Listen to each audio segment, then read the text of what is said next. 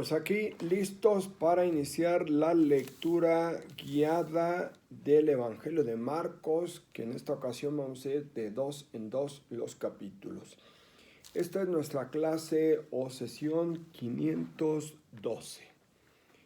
Madre de Dios, de nuestro Señor Jesucristo, hija predilecta del Padre, esposa del Espíritu Santo, ruega por nosotros para que seamos capaces, como tú, de custodiar la palabra que nos dé vida, de tu verbo, de tu Hijo, hecho carne en tu seno purísimo. Amén. Capítulo 1 y 2 del Evangelio de Marcos. Capítulo 1. Comienzo de la buena nueva de Jesucristo, Hijo de Dios. Tal como está escrito en la profecía de Isaías: mira, envío por delante a mi mensajero para que le prepare el camino. Una voz grita en el desierto: preparen el camino al Señor, enderecen sus senderos. Así se presentó Juan en el desierto, bautizando y predicando un bautismo de arrepentimiento para el perdón de los pecados. Toda la población de Judea y de Jerusalén acudía a él y se hacía bautizar por él en el río Jordán, confesando sus pecados. Juan llevaba un manto hecho de pelos de camello, con un cinturón de cuero en la cintura, y comía saltamontes y miel silvestre, y predicaba así: detrás de mí viene uno con más autoridad que yo, y yo no soy digno de agacharme para soltarle la correa de sus sandalias. Yo los he bautizado con agua, pero él los bautizará con Espíritu Santo. En aquel tiempo vino Jesús desde Nazaret de Galilea y se hizo bautizar por Juan en el Jordán. Y en cuanto salió del agua, vio el cielo abierto y al Espíritu bajando sobre él como una paloma.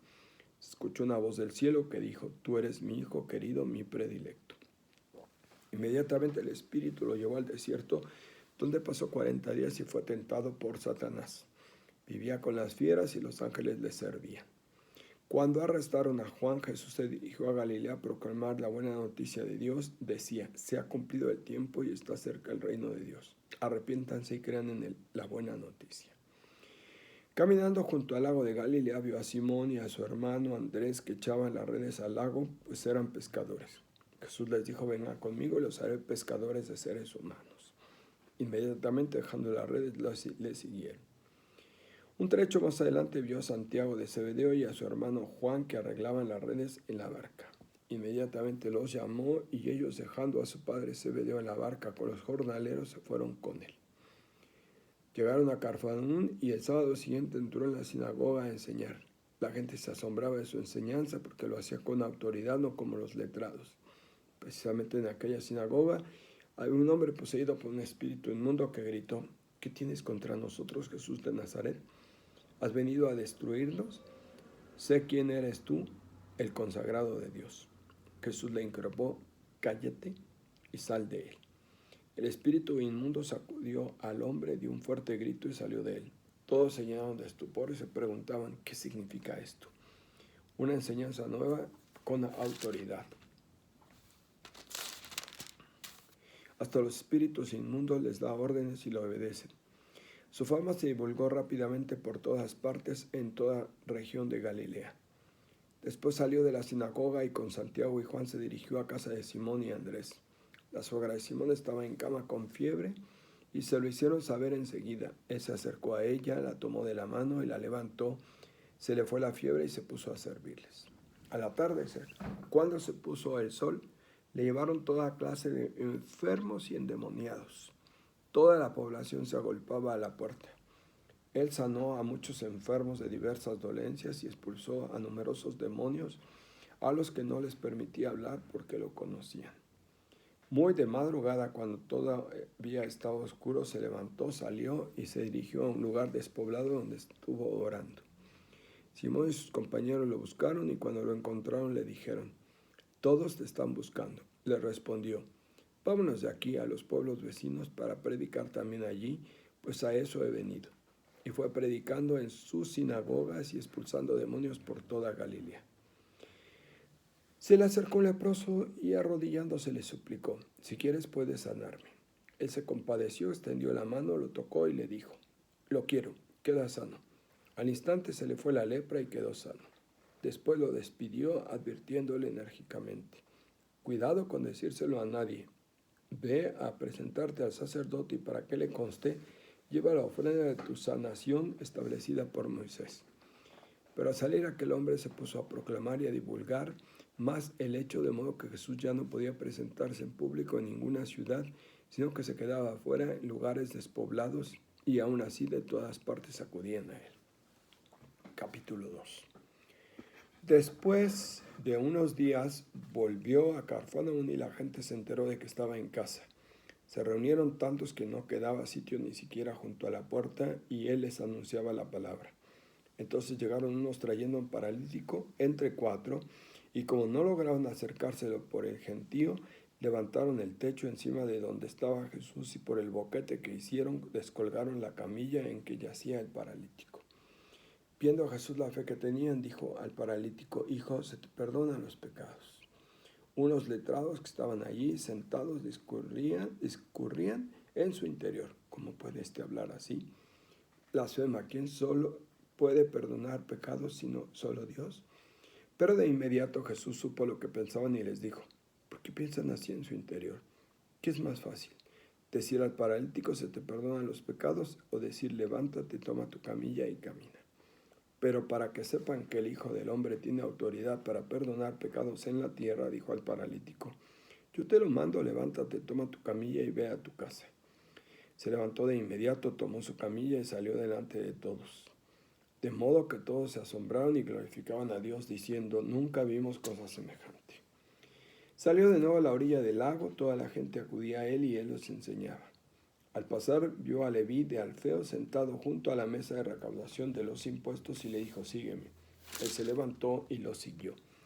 Mientras estaba comiendo en su casa, muchos recaudadores de impuestos y pecadores estaban a la mesa con Jesús y sus discípulos, pues muchos eran ya sus seguidores. Los letrados del partido fariseo, viéndolo comer con aquellos, dijeron a los discípulos: ¿por qué come con recaudadores de impuestos y pecadores? Lo escuchó Jesús y les respondió: no tiene necesidad del médico los sanos, sino los enfermos. No vine a llamar a los justos, sino a los pecadores. Un día que los discípulos de Juan y los fariseos estaban de ayuno, fueron a decirle a Jesús: ¿por qué los discípulos de Juan y de los fariseos ayunan y tus discípulos no ayunan? Jesús le respondió: ¿pueden los invitados a la boda ayunar mientras el novio está con ellos? Mientras tienen al novio con ellos no pueden ayunar. Llegará un día en que el novio les será quitado y aquel día ayunarán. Nadie usa un trozo de tela nueva para remendar un vestido viejo, porque lo nuevo añadido tira del vestido viejo y la rotura se hace más grande. Nadie echa vino nuevo en odres viejos, porque el vino revienta los odres y se echan a perder odres y vino, a vino nuevo odres nuevos. Un sábado, mientras atravesaba unos campos de trigo, sus discípulos se pusieron a arrancar espigas. Los fariseos le dijeron: mira lo que hacen en sábado, algo prohibido.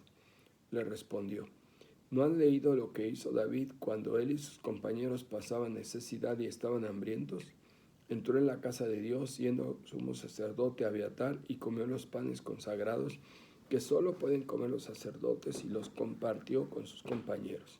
Y añadió: el sábado se hizo para el hombre, no el hombre para el sábado.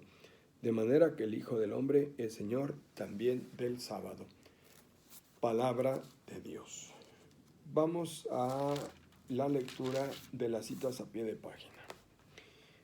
Capítulo 1, versículo 1, prólogo. El primer versículo es una especie de prólogo en el que Marcos indica lo que va a tratar: la buena noticia de Jesucristo.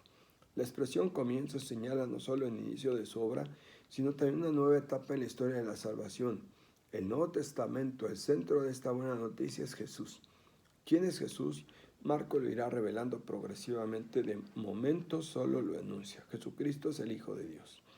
Este enunciado irá adquiriendo contenidos sorprendentes, hasta llegar a la cumbre. Casi al final del Evangelio, cuando un centurión romano, al ver cómo Jesús muere, exclama: realmente este hombre era Hijo de Dios. Capítulo 15, versículo 39. Así pues, la revelación de Jesús como Hijo de Dios confiere sentido a todo el relato evangélico, y la presencia del enunciado al inicio y al final lo confirma. Hijo de Dios, Hijo de Dios. Capítulo 1, versículos 2 al 8. Juan el Bautista. Marcos recuerda la profecía que anuncia la cercanía del tiempo mesiánico, versículo 2, aunque la atribuye a Isaías, versículo 2a. La primera parte, 2b, es una combinación de Éxodo 23:20 y de Malaquías 3:1. La segunda parte, 3, sí que es de Isaías 40:3. El tiempo mesiánico está cerca, la voz de su mensajero ya se escucha. Juan es el mensajero anunciado, versículos 2 al 4. El esperado Elías que prepara el camino del Señor, Malaquías 3:23. Y lo hace con un bautismo de arrepentimiento, de cambio de vida, versículo 5. Su forma de vestir y de alimentarse lo revelan como profeta. Capítulo 6, véase Segunda de Reyes 1, versículo 8. Zacarías 13, versículo 4. Probablemente muchos lo confundían con el Mesías. Marcos aclara esta situación. Su condición ante Jesús es incluso inferior a la de un siervo con su Señor, versículo 7. Juan solo puede bautizar con agua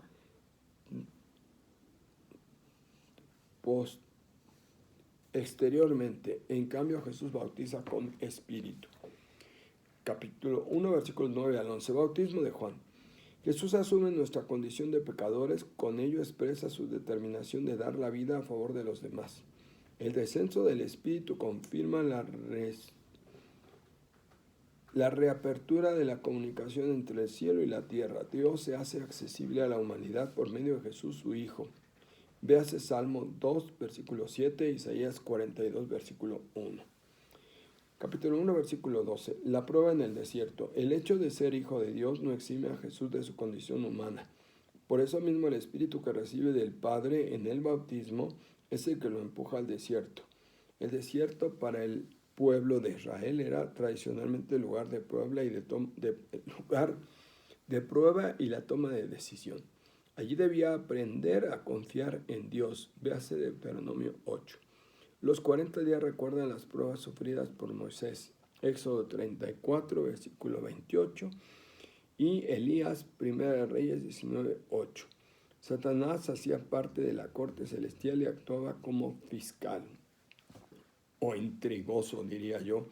Job 1, siguiente, Zacarías 3:1, siguiente, o como el adversario del proyecto divino, Apocalipsis 12, versículo 7 al 9. A diferencia de Mateo y de Lucas, Marcos no dice nada más sobre las pruebas.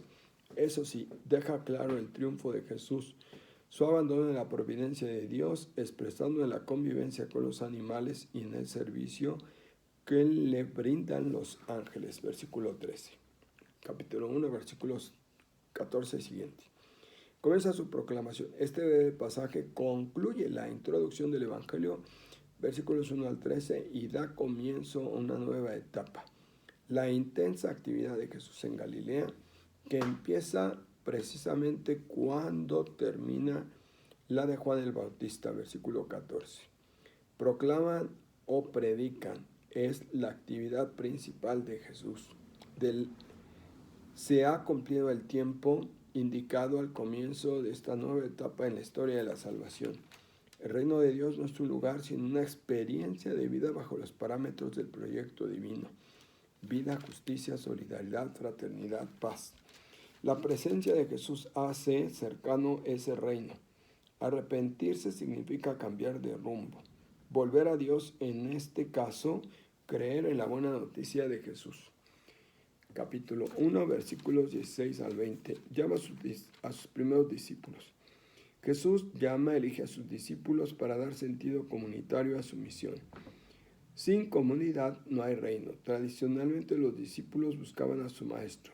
Aquí es Jesús el que toma la iniciativa. Llama a sus discípulos y los hace pescadores de seres humanos, metáfora que da sentido universal a su misión. Por otro lado, los discípulos responden con prontitud al maestro, dejándolo todo le siguen. En esto consiste la vocación cristiana, en el seguimiento radical a Jesús, camino, verdad y vida. Capítulo 1, versículos 21 al 28. Enseña y exorciza en Cafarnaúm. Jesús enseña y actúa con una autoridad que se fundamenta en el poder liberador de Dios. el lenguaje y mentalidad de la época, el evangelista presenta la lucha contra los poderes que oprimen a la humanidad. El exorcismo que realiza al hombre poseído es una invitación a sus discípulos para luchar en el anuncio del evangelio contra todo tipo de posesión que someta y denigre a la humanidad. La gente comienza a admirarlo por su prédica y su enseñanza. Van de la mano, es coherente. Esta admiración suscita desde ya intrigas sobre su identidad. ¿Qué significa esto? Versículo 27. Capítulo 1, versículos 29 al 39. Sana y exorciza en torno a la casa, oración y misión de Jesús. La referencia a la casa, capítulo 1, versículo 29 y 33, capítulo 2, versículo 1 y 15, capítulo 3, versículo 20, capítulo 7, versículo 17, capítulo 9, versículo 28 y 33, y capítulo 10, probablemente sea una alusión al lugar de encuentro de la comunidad de Marcos. En ella Jesús sigue actuando y hacia ella concurre mucha gente. La suegra de Pedro simboliza la situación de exclusión que sufrían las mujeres ancianas y enfermas. Los discípulos interceden por ella como un acto de solidaridad con el necesitado. Con 3 verbos Jesús indica el mejor modo para relacionarse con el oprimido. Acercarse, entrar en contacto con él y levantarlo. Acercarse, entrar en contacto con él y levantarlo. Ojo, excelente. 3 verbos para tratar al oprimido. Acercarse, entrar en contacto y levantarlo. Versículo 31. Jesús espera que quien sea sanado, levantado, liberado, se ponga al servicio de la causa del Evangelio. Esto es parte de la identidad cristiana. Las sanaciones se entienden a todos los que se acercan al Maestro y revelan a un Jesús solidario que pasa del discurso a la práctica liberadora. Con su ejemplo, Jesús enseña la importancia de la oración al comenzar toda jornada misionera. ¿Por qué todos lo buscan? ¿Por los milagros o porque quieren adherirse a su proyecto? Jesús sabe que todo entusiasmo basado solo en los milagros y no en el proyecto total del reino de Dios falsea su misión. Capítulo 1, versículo 40 al 45. Sana a un leproso. A un leproso en aquel tiempo se le trataba como a un muerto viviente. Era aislado, despreciado y condenado a estar lejos de los demás y Dios lejos de la vida. Esto lo establecía incluso la ley Levítico 5, capítulo 5, versículo 3, Números capítulo 5, versículo 2, ya que sólo así garantizaba la salud y la pureza del pueblo. Pero la fe del leproso y el amor de Jesús superan todas estas circunstancias, hacen realidad la buena noticia del reinado de Dios. De nuevo, 3 verbos muestran la ternura y la cercanía de Jesús con los marginados: compadecerse, extender la mano y tocar. Jesús no se conforma con estar cerca, sino que pasa a transformar la realidad de marginación sanando al leproso. Ya sano, el leproso vuelve a la vida. Es restablecido no solo físicamente, sino también social y espiritualmente. A pesar de la prohibición, el leproso se convierte en un evangelizador que propaga las acciones liberadoras de Jesús. La prohibición de dialogar lo sucedido se conoce como secreto mesiánico, que desde la perspectiva del evangelista es una manera de decir que el proyecto de Jesús solo podrá ser comprendido correctamente después de su muerte y resurrección.